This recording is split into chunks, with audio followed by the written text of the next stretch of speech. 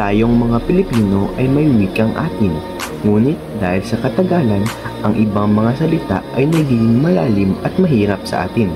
Kaya sa vlog na ito, magbibigay kami ng 10 deep words in Filipino at ibibigay din namin ang ibig sabihin. So, sit back and relax. Una, salikbong. Ito ay isang matinding emosyon o damdamin na biglaan o walang kontrol na sumabog. Ito ay karaniwang may ugnay sa galit, puot at pagkabigla. Ang halimbawa ng salikbong ay, dahil sa sobrang inis, nagkaroon siya ng biglaang salikbong na ikinagulat ng lahat. Inuulit, dahil sa sobrang inis, nagkaroon siya ng biglaang salikbong na ikinagulat ng lahat. Pangalawa, kalinaw. Ito ay nangangahulugang kapayapaan o kaliwanagan. Ito ay tumutukoy sa kalagayan ng pagiging malinaw, tahimik at walang kaguluhan.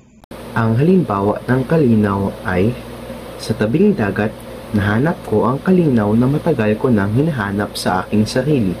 Inuulit, sa tabing dagat, nahanap ko na ang kalinaw na matagal ko nang hinahanap sa aking sarili.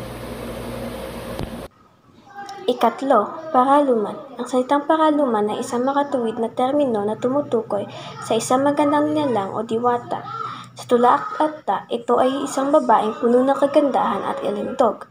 Kadalasang ginagamit upang ilarawan na ang babae ay puno ng kapikuan at mahika.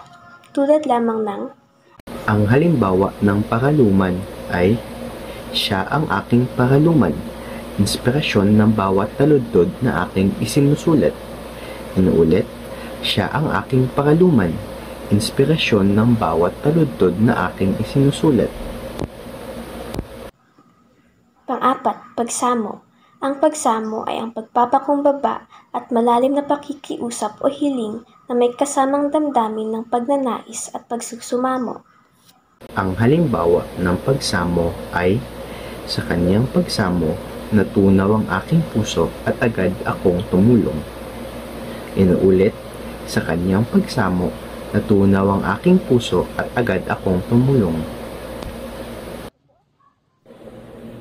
Ikalima, pasilyo. Ang pasilyo ay isang makitid na daan o kwarto sa loob ng isang bahay o gusali.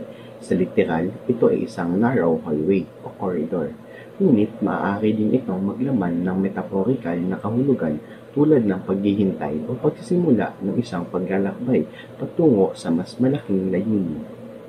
Ang halimbawa ng pasilyo ay, habang naglalakad ako sa mahabang pasilyo, dama ko ang kaba ng isang bagong simula. Inuulit, habang naglalakad ako sa mahabang pasilyo, dama ko ang kaba ng isang bagong simula. Ika-anim, dagitab. Ito ay tumutukoy sa isang malakas na kislap ng kuryente, isang pagsabog ng liwanag o enerhiya tulad ng kidlat. Maaari rin itong magsimbolo ng isang matinding kakanasan o pagnanasa. Ang halimbawa ng dagitab ay, sa unang sulyap pa lang, may dagitab na dumaloy sa aking puso. Inuulit, sa unang sulyap pa lang, may dagitab na dumaloy sa aking puso. Ikapito, salipawpaw. Ito ay isang kakaibang pangyayari o karanasan. Tumutukoy ito sa isang bagay na hindi inaasahan o isang kababalaghan na nagdudulot ng pagkabigla o kaguluhan. Ang halimbawa ng salipawpaw ay, ang pagdating niya sa gitna ng ulan ay tila isang salipawpaw na hindi ko malilimutan.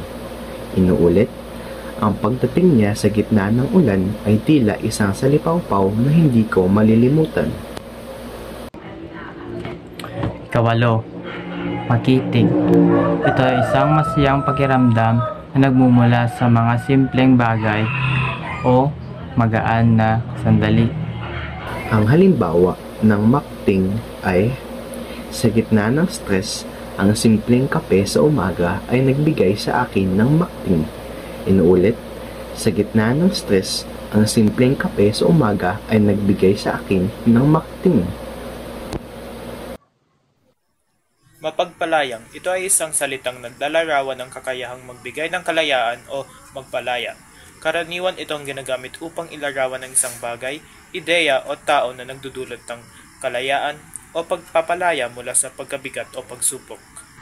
Halimbawa, ang kanyang mga salita ay tunay na mapagpalayang, nagbigay ginhawa sa lahat ng nakarinig. Kinagisnan. Ito ay isang bagay na naging bahagi ng paglaki o pamumuhay ng isang tao. Karaniwan, ito ay tumutukoy sa mga karanasang nakagisnan mula sa pagkabata o mga bagay na naging bahagi ng nakasanayang kultura, pamilya o pagkapaligiran. Halimbawa, ang simpleng pamumuhay sa baryo ang aking kinagisnan, kaya't dala ko ito hanggang ngayon.